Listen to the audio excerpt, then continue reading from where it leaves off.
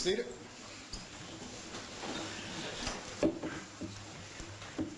All right, Ms. Hill. Ms. Hill, I know this is your witness, Mr. James. He's stepped Okay, that's Do you fine. need him? No, I don't need him. I mean, Yes, this is your I'm witness, so we're fine. All right, ladies and gentlemen, they're going to cue up the tape, and they've given an estimation of time. And obviously, if you know how to notify me if you need a break. So if you don't notify me, there's no break. But if you notify me, there's a break. Now, you can't leave, but if you want to stand and stretch your back from time to time, you can do that. Just stand where you are. If you're on the front row, just don't block people's view. You understand what I'm saying? Because sometimes people want to stand and stretch, which is okay because you can still listen and see where you're standing. So that's okay for me. Cue it up, please. I'm going to bring myself a cup of water. Okay, do you have a calendar with you? Because I feel like you're going to ask me a lot of questions. You can find the calendar. I don't have, I don't answer. I just want to make sure. No problem. Do you have your ID with you? You can ask my dad to go back to this if you want. It's not essential right now. Just what I normally do to keep my mind straight and my file straight. I have their driver's license and I write down certain information on there, and then that's how I file it. You can ask. I can improvise. Okay.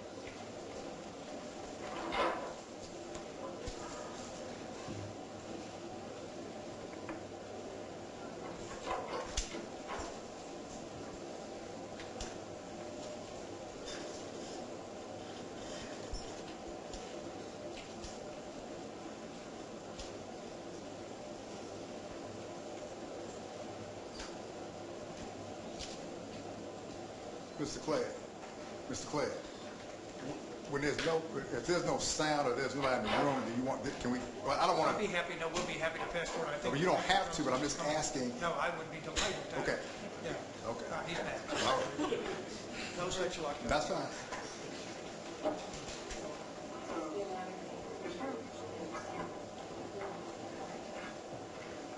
I wait for a phone call for you. I know you wouldn't not do that if you did, but you have to understand that that's first person.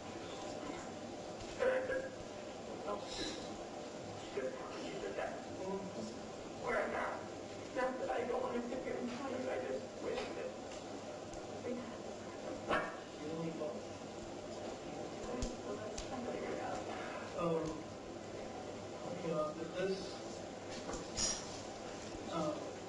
This tragedy has never happened to me personally. I would be ignorant to think that anyone's trying to do it. I think that it was. However, I can sympathize to a point on what it's like. I can sympathize knowing how it is. Okay, they can't hear. Okay. Okay, yes, turn it up if you can. All I can do is ask. Okay, okay, they're doing this, they want the screen larger, all right? All I can do is say, Mr. Clay, make the screen larger. All I can do is turn to Mr. Williams and say, make the screen larger. Okay, that's all I'm doing. Okay, they want the screen larger, they want it louder. I will convey that to Mr. Williams. Yes, sir. Thank you. Make the screen larger, make it louder. All right.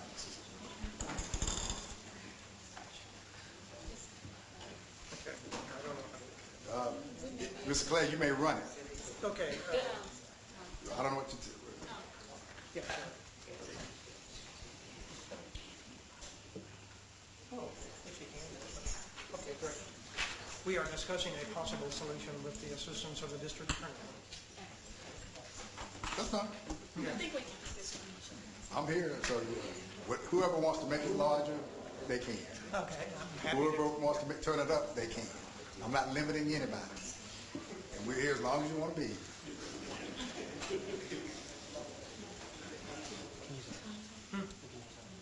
Can you do it? By all means, please.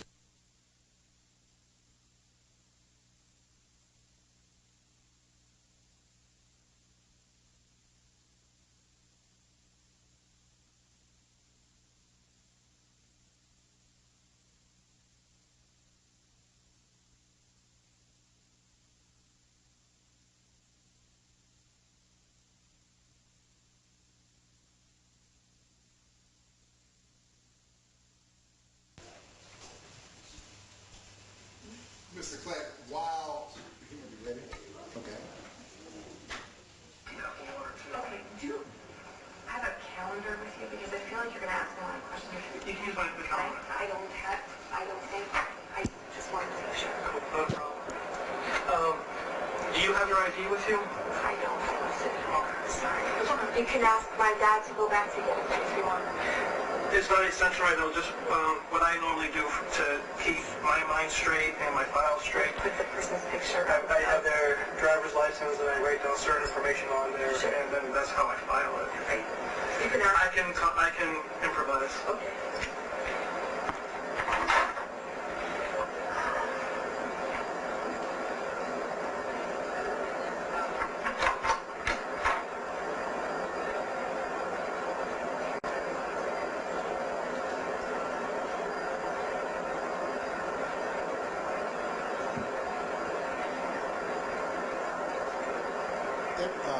I need to be able to see everybody's eyes. I know you're sitting back, but your eyes have to appear to be open at all times. So, okay. I know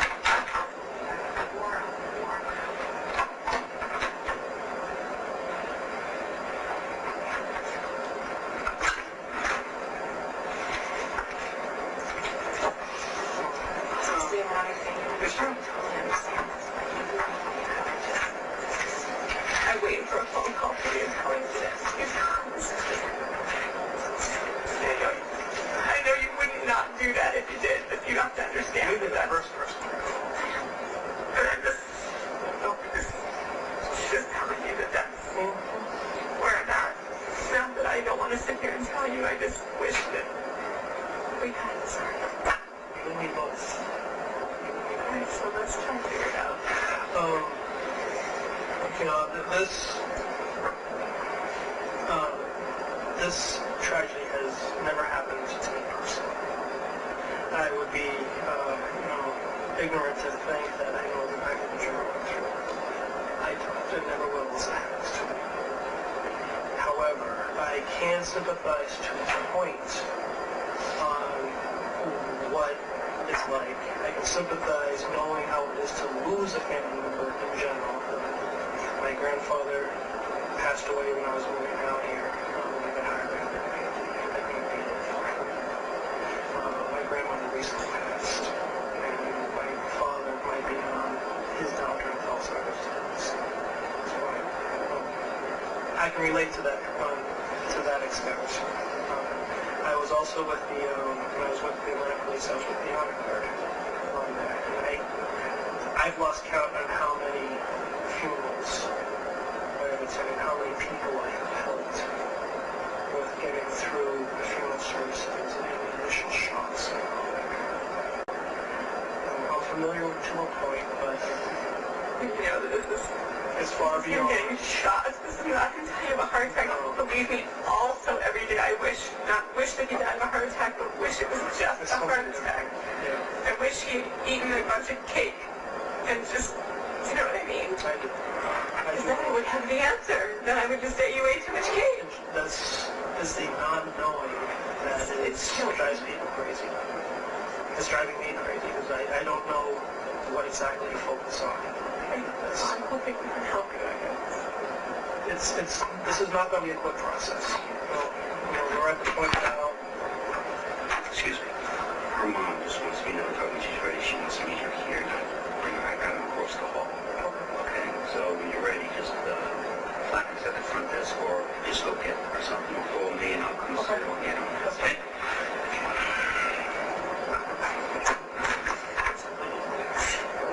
It's going to be a long process. Oh, thank you.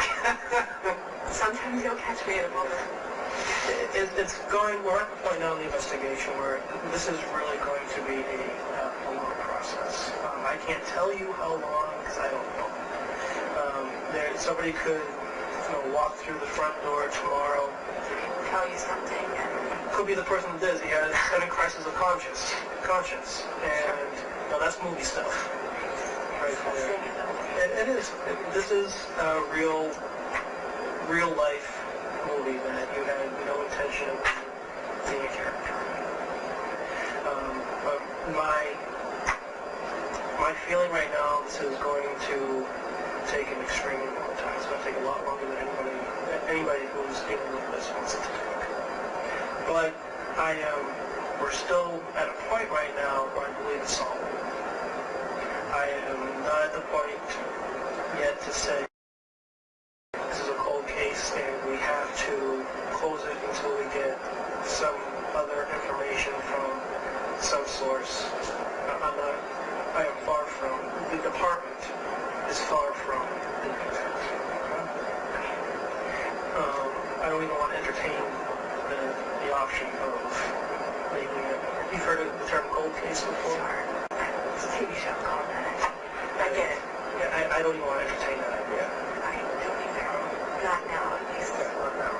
Not for a while. Not for a while.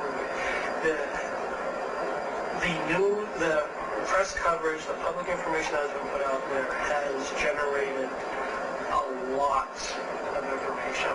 And it's at the point now where it's almost overwhelming. Which is great. I'd rather have too much than not enough. But we talked about that on Monday. We knew that was a possibility. There's some real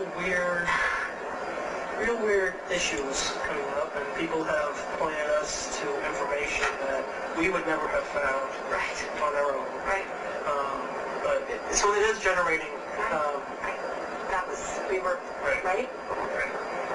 And so that's the word is out there. People know this. I assume I can't remember, but you guys have brought this up, or that woman involved that was involved in entertainment.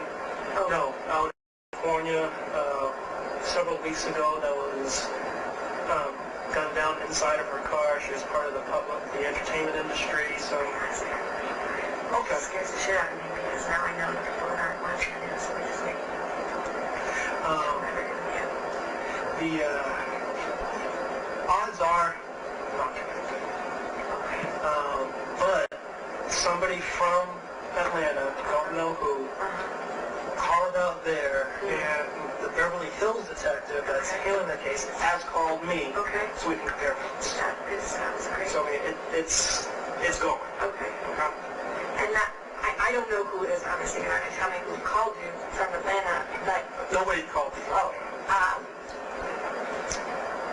didn't know what it is. Talking about how stupid it is, but this Star Voicemail thing is all about celebrities, and it's all about California, That's why there's that possible connection. It is, because he had just started sharing this sort of... publicly, not like to you and I public, but like to the celebrities to finally get their voices. And if they're voicing it, they say that they're going to take the idea and run with it instead. I have no idea. Okay, I'm glad you told me. And we even got a call from a detective up in Philadelphia that has a case that has similarities to this. And they're going to be sending their file down for us. They're going to be sending our file up to them for them to look at. So that's just a glimpse as to all the information that's coming in.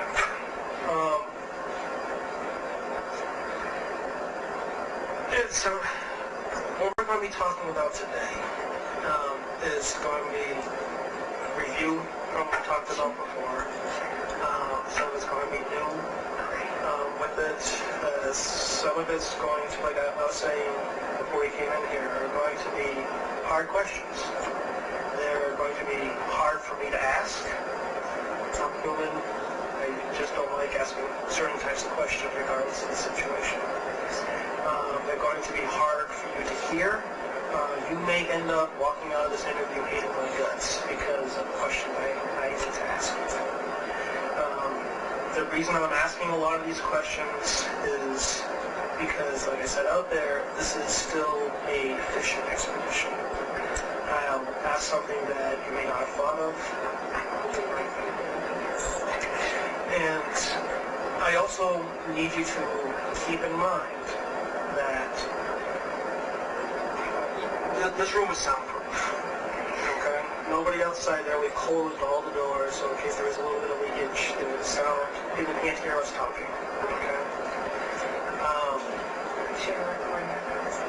The conference is being recorded. Okay. My memory's not that good. Well, I only watched a couple of law show TV crime things. I assume that there's someone standing on their side, or there's a reporter, or whatever. Everything in here is being recorded. However, anything that you tell me is not, the police department will not tell the public about it. Okay? Any kind of sensitive information you tell me is going to remain in the inner circle for the investigation. And what I want to say, I'm not going to talk to your parents about it. I'm not going to talk to Rusty's family about it. They have no need to know. Okay? The reason why I'm saying that is I need to know things that you may consider embarrassing to the family, things that may be disgusting to some people. The whole gamut. You don't want the public, friends of the family, your parent. I'm sure every couple has little secrets that they do that they don't want their parents to know about because it's strictly between you and your husband. So you get what I'm coming from. I am really, sometimes words come out of my mouth in a way that they sound and I don't intend them to sound. I do know that you're a very educated woman. You're very intelligent. You're not the normal person that we get back here. That is the whole thing. And if I come across like You're talking to me like an idiot. right, talking down to you, talking to you, it's not personal. And just let me know, and I'll make sure that I check myself because I could just be doing it. Okay. With all that said, if I'm writing something down, it's because I want to make sure to follow up with another question. I am listening to you. I may not want to break your train of thought, so I'm jotting something down very quickly. And I know you're recording this story. Yeah, and that's the other thing. If I do miss something today, then I will probably call you later to follow up with. It might just be a quick 3-second conversation we need to verify. So it is 11:24, it is 12 noon. We will all be getting hungry soon.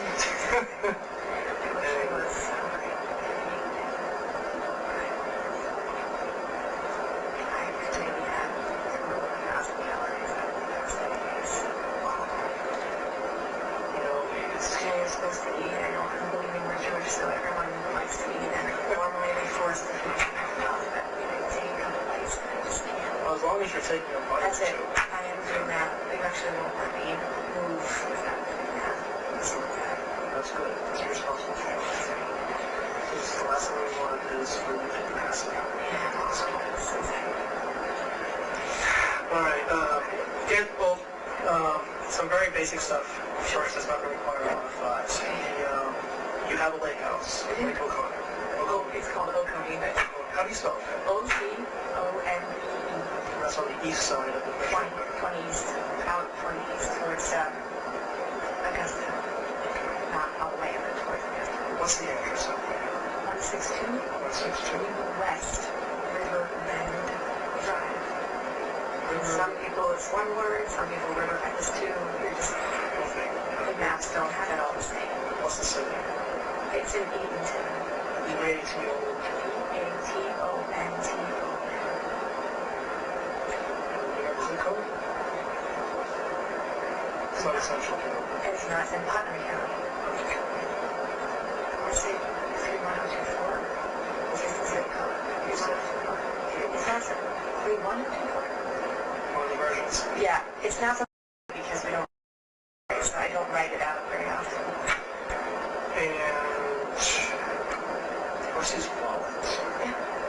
What does it look like? It was a black, can I hold a piece of paper? Absolutely.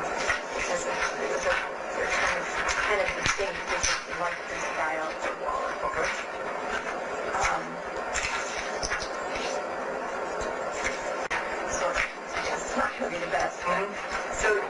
this is the whole wallet. Right. You opened it like this, and like half of it for more credit cards when it flipped up.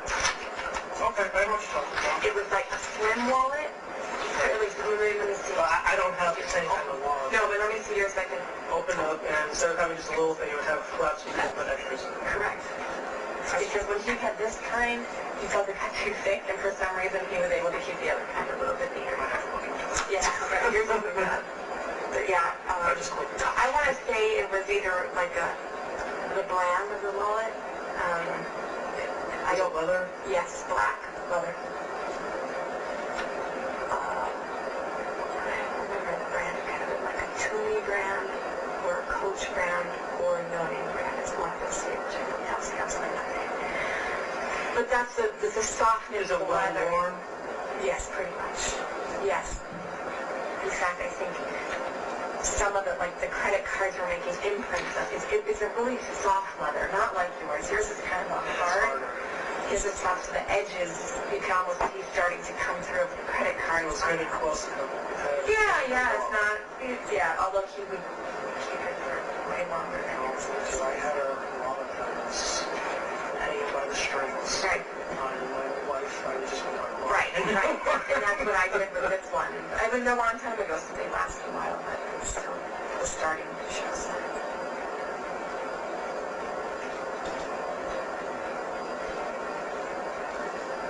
Even though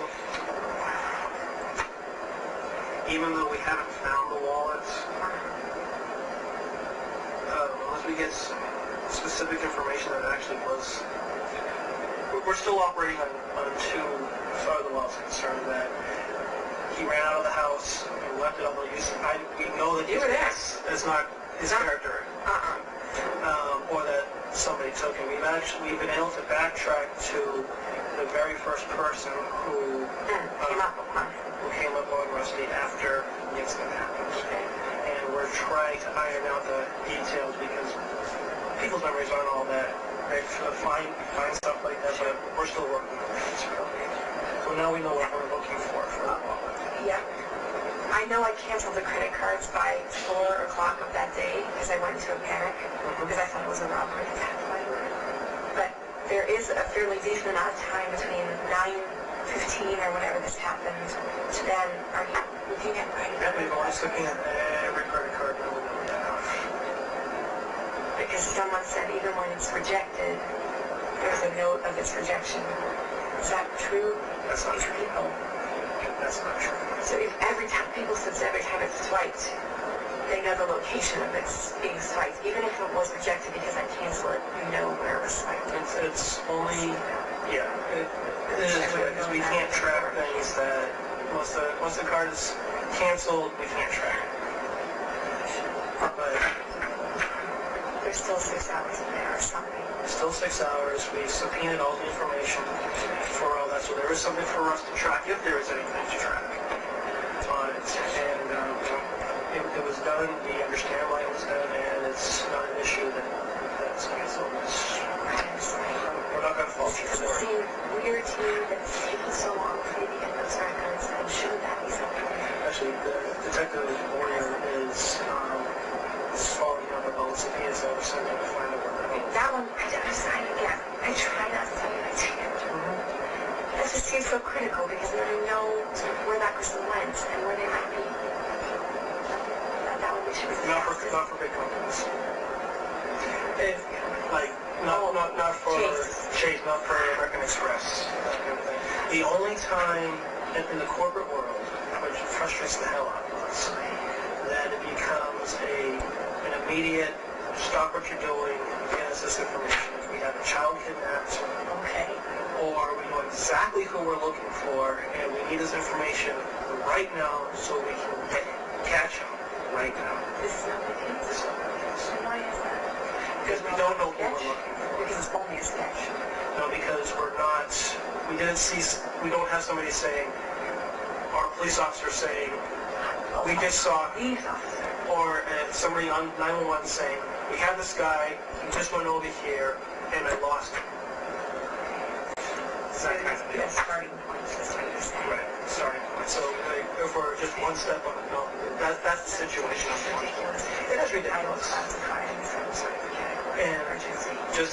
I was really hoping that his cell phone wouldn't be found, because the cell phone is an easy contract. But he leaves that in the car because he's not going to answer it.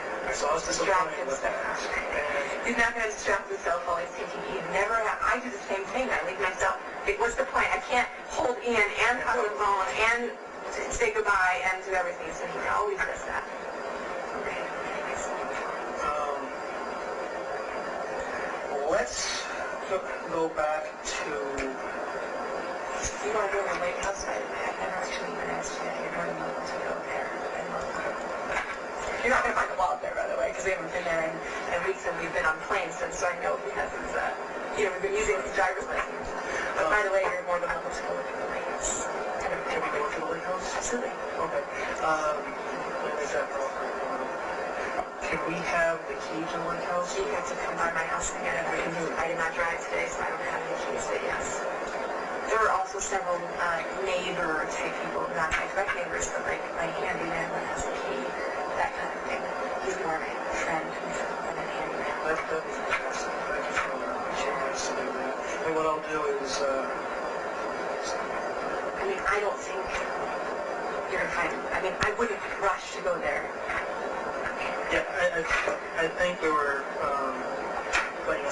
sending somebody out there on Friday just to walk around, talk to me in a second. That sounds about right.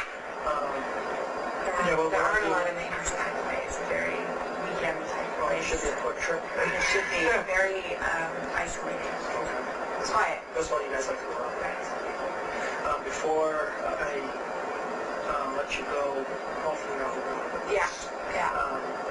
consent to search form. Sure. Sure.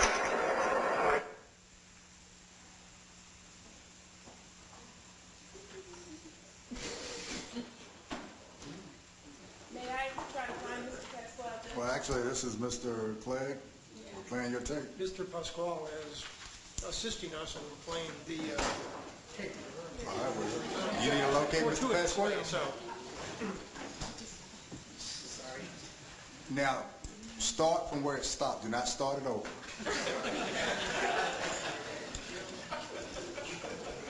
They have heard up to this point. To the funeral and the service afterwards. I gave them an extra key also because I felt we hadn't been there in weeks, and I felt like I'd be worried about the house, which I guess is a permanent residence now. So I just want to tell you that. And she called me yesterday, and asked if there's anything from the lake house that I wanted, like, close personal items.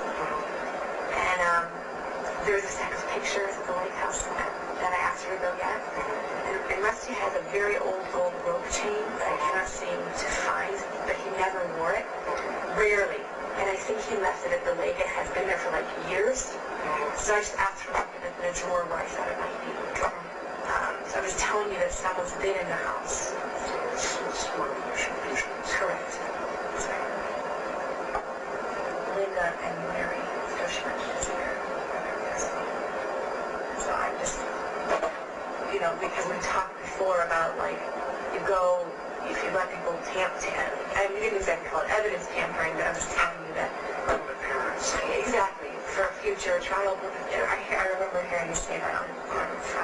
That brings up another interesting point I wanted to tell you, which is going to make me so mad.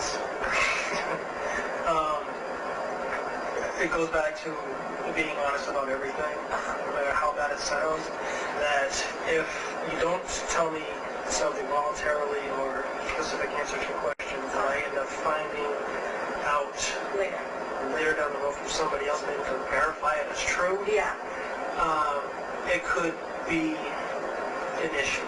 Sure. I'm just going to have to come back and say, why did you tell me this? I did that. Yeah. Excellent. Okay.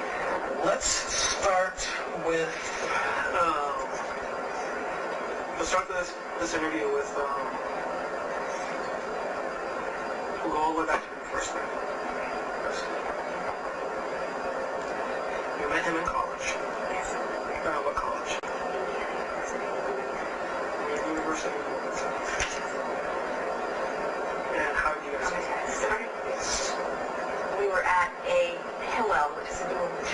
youth group type organization. Well, it's not a youth group, but it's just like they have a building as before the Jewish kids can go. And they were having a weekend retreat, which they do, I think, twice a year.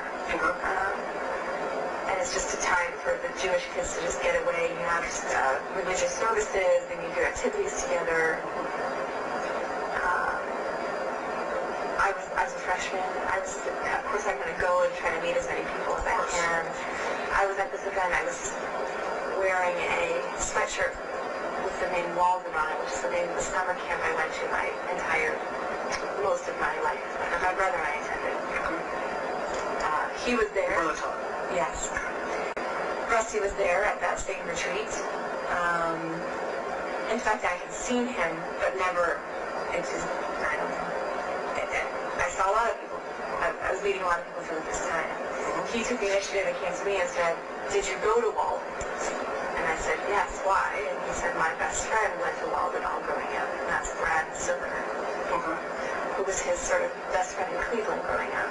And Brad Zucker and I had known each other from Camp Walden for a million years. He and my brother, in fact, were in the same cabin bunk. That sparked our conversation, and that was it. When that night, the retreat was sort of over, he even had already called me. We, in fact, went out that same night, and it was, Snowballed. Yeah, exactly. How long did you guys date before you got married? Okay, well, we got married in 2000, and we met in 1994 in the fall. So 6 years. We also lived together before getting married, much to my parents' dismay. Progressive? It was. Todd did it first. If he had Oh, really? they would do it. Okay. Because you can't, there's no way my parents would have gotten away with it. You let Todd do it, but not me, kind of thing. Rusty's 2 years older than me, obviously. He moved back into Cleveland after college when he graduated. We were still together.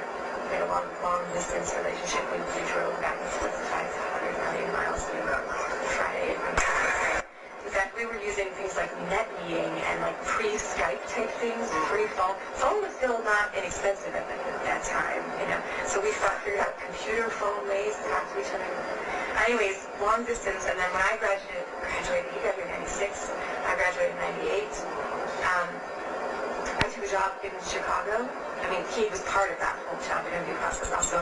And then he, prior to me starting my job in Chicago, looked to switch from Arthur Anderson, which is where he worked at the time. Arthur Anderson doesn't exist anymore. But he was, a business consultant for Arthur Anderson. He switched and started interviewing in Chicago also so we could be in the same city, right? And we moved it, so he got a job at Deloitte also. I was working at Deloitte, 2 totally different sides of Deloitte. But we decided Chicago was the place. Most people from Indiana went to Chicago. It's very natural. If you're going into business, it's a big city. Indiana is going to stay in Indiana. So we moved to Chicago, and we found an apartment together. It was stupid. I mean, we had been together even at that point so long. And it had been long distance that I wasn't going to live apart from him anymore. And plus rent is stupid in Chicago, so we did a whole apartment hunt, and this is like May, June of 98, right? We found an apartment, blah, blah, blah. We moved in, I want to say, July-ish time frame to Chicago together. And we were, so that was 98. So we lived together, I guess, 2 years, technically, until we were married, but we got engaged in between there. But again, it was always assumed we were going to get engaged. I wouldn't have moved in with someone that I wasn't going to marry, right? So, anyways, that's It's a natural progression. Yeah, exactly. And we, he was, sort of a finance guy. And the stock market was sort of doing actually well then, which it never has since. He had put some money aside for a ring, and he called it the ring fund. We would always sort of watch it. I mean, that's how, I picked up a ring with him. I'm not a pushy person, that's not why I did it, but he would never make a decision without me. Not because he can't, but he loves me, and he knows that he wants me to be happy, and so Anyways, so we got engaged, actually in Laguna Niguel in California. We went for a little trip out there. I didn't know I picked out the ring, but it had to be made. And so that was the only secret point, was when it was done. I didn't know when it was going to be done, and I didn't know how he was going to do it, so he tried to be as spontaneous. Anyways, we actually went on a hot air balloon ride in Laguna Niguel. He was dying to do it on that night. He was so scared out of his pants. Have you ever been in a hot air balloon ride? I have never. Okay, it looks it's actually really, really scary. First of all, you're way in the sky, and second, the landings are very bumpy. It's not the gentle thing they show on TV. He ended up not doing it on the hot air balloon ride, but back when we got back to the hotel. Anyways, we got engaged, and we planned the wedding. In that time period, he was also applying to business schools. So, but we knew we were getting married in Florida because that's where my parents were at the time. And as a side story, while we were dating, very early on in our dating relationship, December after the September that we met, so in 1998, December, I went on a trip. My grandparents, one of whom has passed away now, lived in Lake Worth, Florida, actually. Rusty's grandparents on his father's side. When I went to Lake Worth, I went to Lake Worth vacation in December. He knew I was going, obviously, and he had already, remember we had met in September, so we all almost already had plans. It's not like we were going to go on, it was too soon to go on vacation together, at least sort of. And I had to see my family, right? My parents met me down at my brother, like this family vacation time, winter break. And when I was down there, I saw my family every 5 seconds. And when I was a little girl, Very much did take him on vacation. Exactly. And so what we were talking as I said I was going to synagogue with my grandparents the next day. And he says, what synagogue? And he says, that's interesting. And he was with his dad, Don, at the time. And he mentioned the name of the synagogue. And Don said, my dad and mom, so Rusty's paternal grandparents, belonged to that same synagogue. And in fact, my grandparents and his grandparents started that synagogue together and knew each other. Okay. So that's the reason why we got married down there also. So we got married in the synagogue that they started. So that's a long-winded story, but that's... So anyways, he was applying to business school through the 1999... I mean, this is the process that was in his mind since the day he graduated from undergrad. But it gained momentum in the fall of 99. We were planning the wedding that whole time as well. Again, we were getting married in Florida, but at the time I actually didn't know where he was going to be accepted to business school. We didn't know that until May. In fact, he got accepted to Kellogg's Business School outside of Chicago first and very, very early on, and we thought we were staying in Chicago. And then he applied in the later round to Harvard Business School, and so he didn't get accepted, and I want to say even until late April or May. And of course, you get accepted because you can go, or at least that was his mentality. I mean, that was his goal. We just never thought he would actually. So anyways, in May, we were making plans to move to Boston. By July, and we were also planning the wedding that was happening that December in Florida. How did you like Boston? Is this too much of a story? Okay. How did you like Boston? We actually hated Boston itself. I know. Really? I'm from Boston. Oh, I'm surprised. I can tell. It is a fantastic historical place to visit, but it's a very expensive place to live. The houses are very old. Right? We lived in this apartment, the whole house, I swear, was under. You kind of rolled out of bed, and the momentum was already there. The closets, I don't know if people were smaller. You couldn't even put hangers in the closet that were normal size. We had to get kid-size hangers for some of our clothes. Anyway, the experience in Boston was great, with the school and whatnot. I understand But completely. it wasn't a place that we ever saw ourselves living forever. It's just too expensive. Yeah. You really had to get like a half hour. Correct. Half hour more. Oh, now it's probably even You more. have to go further out now. Correct. And even then, it's so pricey. And we were a 2-income, no-kid family at that point. And we had been living in shitty apartments in Chicago and in Boston. Both were not the nicest apartments. We were just ready to have a nice place to live. A house. A house. put your roots down. Exactly. And so that's where Atlanta, and again, I think I was going to see, you took a job with Siebel Systems, which used to have their name on a building up 400 at Abernathy. But anyways, we moved to Smyrna. He was working for Siebel Systems at the time. But interestingly enough, when he graduated in May, Siebel's actually based in San Mateo, California. Their headquarters. I don't know if they're there anymore. They were at the time. I don't even know if they existed.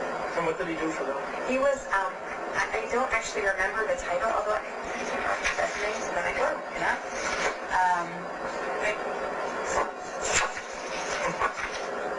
Global Business Development and Strategic Alliances. So he would develop, he was a biz dev guy. He developed alliances. So like Siebel was a piece of software, a CRM. Do you want to know? Oh, absolutely. Okay, it's a customer relationship management software. CRM is the acronym that you'll hear. And so salespeople use Siebel to like store all their, thank you. It's a real big, just database type stuff.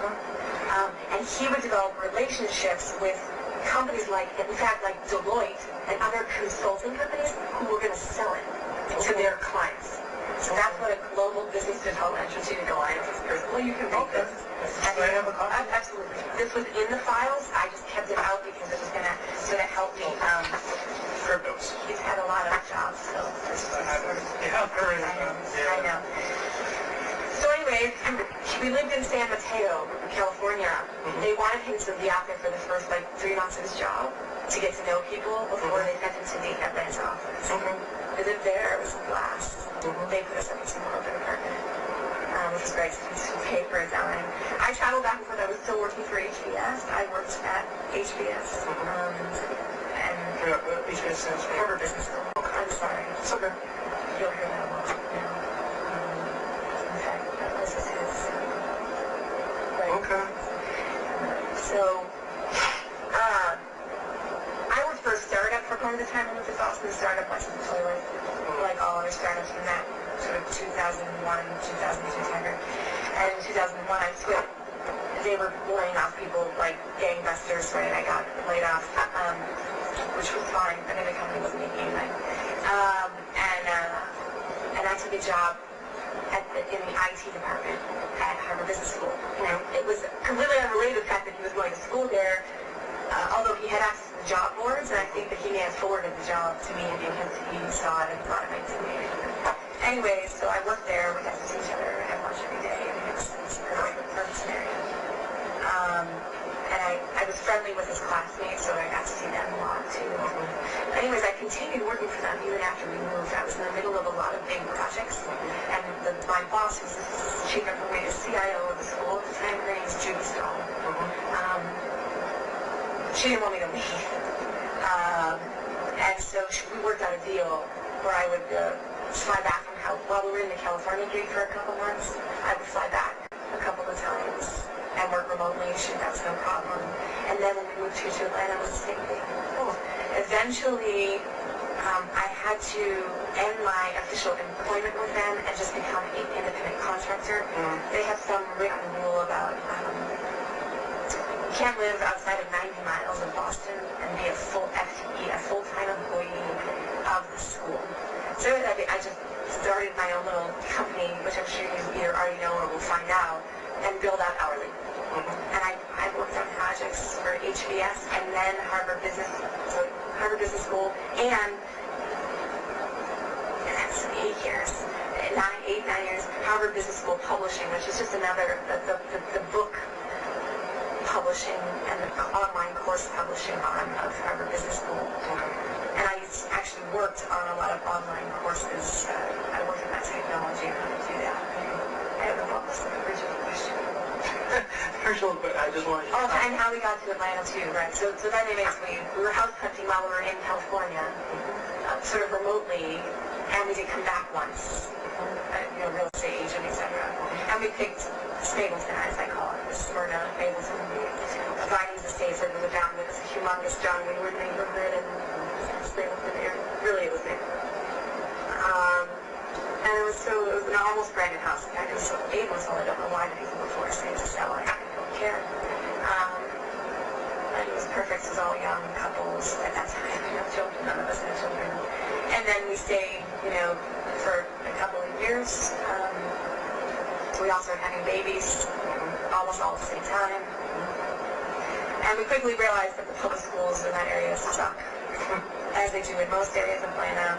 And we're public school believers, because we're both public school educated for our primary education and undergrad, right? Indiana's a public school.